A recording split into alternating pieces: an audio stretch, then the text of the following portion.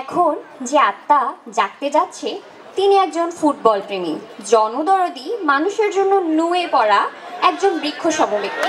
চলুন তার ভূমিকা আমরা দেখে আসি।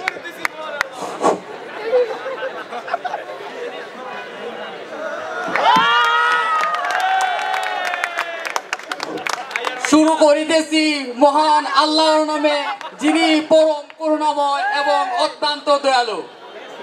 খাদির মামু, যার লাগে আমি জীবন দিছিলাম, আমি যখন নির্বাচনে দাঁড়াইছিলাম, আইয়া কইলাম, ও বেটা মামু আও, আমার লাগে এবলা কিছু করো। বেটায় আমার বিরুদ্ধে গিয়া আরো মানুষকে বুঝায়, ওই দেখো ব্যারিস্টার আইছে, এ কিতাব বক্কর চক্কর শুরু করছে, আমার নামে উল্টা আরো তাবিজ কিবা শুরু করে দিছিল। যাই হোক, আমার গলাবাজির কাছে পারে নাই, আমি পাশ করে নিলাম। আমার এখনো মনে পড়ে বিপ্লবের পূর্বের কথা, আর সেই দিনগুলা কত রঙিন আসলো, কত সুন্দর ভাবে মানুষরে দান্দাবাজি কইরা, গলাবাজি কইরা, মানুষরে ইমপ্রেস কইরা আমি এই দিন কাটাইছিলাম। আর ওই সময়টাতে আমি এমপি আসলাম, বাংলাদেশের যত এমপি আসলো সবাই ব্যস্ত আসলো জনগণের টেকা মাইরে নিজের পকেটে ঢুকাইবার লাগিয়া।